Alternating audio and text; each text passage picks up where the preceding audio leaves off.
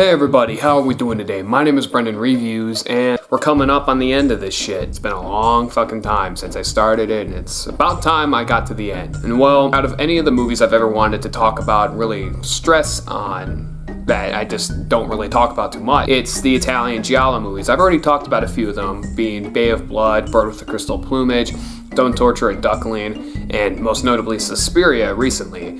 But if I'm gonna talk about any giallo movie, I'd like to talk about 1982's Tenebre, directed by Dario Argento.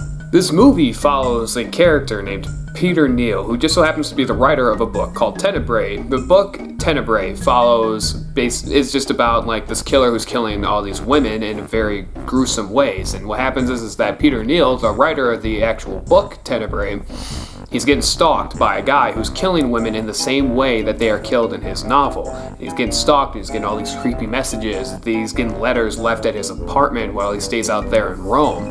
And he's trying to figure out who the killer is, and it's basically a whodunit, but with really good, this is what I would describe to be the last great giallo movie. Now, why do I say that? I say that because by the time of the early 80s, the slasher genre came into fruition, with obviously Texas Chainsaw kicking it off in 1974, or you could say Black Christmas started it, whatever, something like that. And then most notably Halloween, Friday the 13th, and then of course by 1984 with Nightmare on Elm Street, the slasher genre was high into its fruition, where the thrills were not about the whodunit aspect, but rather the kills, the sex, the violence, all that stuff that came through with those movies. Now, in Tenebre, I say we get all the violence of the slasher movies, but the stories of the giallo movies, and that's why I say this is like the perfect end to the giallo genre, and it's the last great giallo movie. Overall, I think this movie is a fantastic display of good tension, atmosphere, even body horror at times. This is a very, very violent movie that is not for the faint of heart. If you can't handle dismemberments, I'm telling you, towards the end, there is a scene that will get you to quease. Like your stomach will literally make you feel like you're gonna want to throw up. It's very hard to stomach. It's also got it's got pretty good characters that are relatively relatable, and they allow this movie to, not just be something that, is like kind of over the top or out of the norm, but slip into something that feels a little bit more into reality.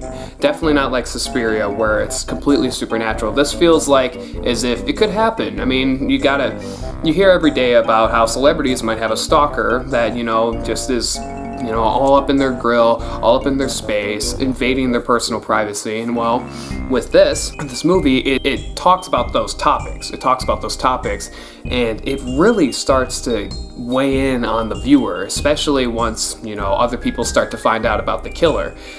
Especially with the twist ending. And the twist ending I won't spoil, but I love the fucking ending. Dario Argento's direction in this movie is phenomenal all around. I think his direction of this movie, when I think about Dario Argento's direction, I think of obviously Suspiria, I think of one of his earlier works, Deep Red, and I think of this movie. I think of those three movies as his three best movies.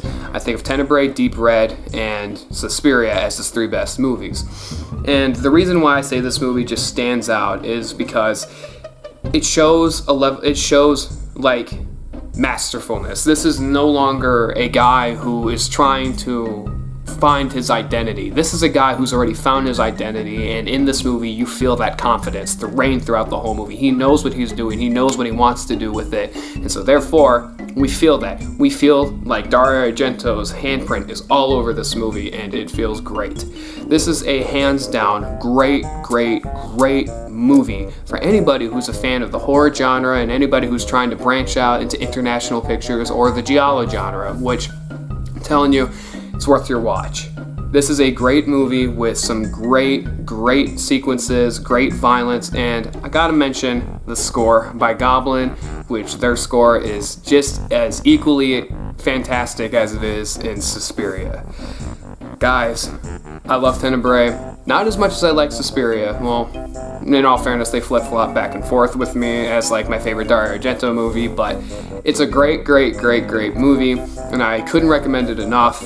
It's easy to watch, it's only an hour and 40 minutes, and with really good direction, a really good score, really good acting, and just overall enjoyable movie, I will give Tenebre a 9.5 out of 10. The only reason I didn't give it a 10 out of 10 is mainly just, there are a few moments in this where it is just kind of, cringy per se, but that just mainly has to do with the time of the movie came out. It's not a timeless movie, but, just certain elements, like just certain tiny little moments in the movie, you feel the time period there, and yeah, it kind of brings the movie down just a tad bit, but it's whatever. Tenebre is a great movie, and I hope everybody who's watching this during Noonikin TV's stream enjoys the rest of this fucking stream. Because he's been working hard on this shit, and yeah. Well, I hope you guys have a great day, evening, night, whatever the fuck time you guys are watching this stream. And, well, I'll be seeing you next time. Noonikin TV will be seeing you next time. Noonikin 2 will be seeing you next time. We'll be seeing you next time.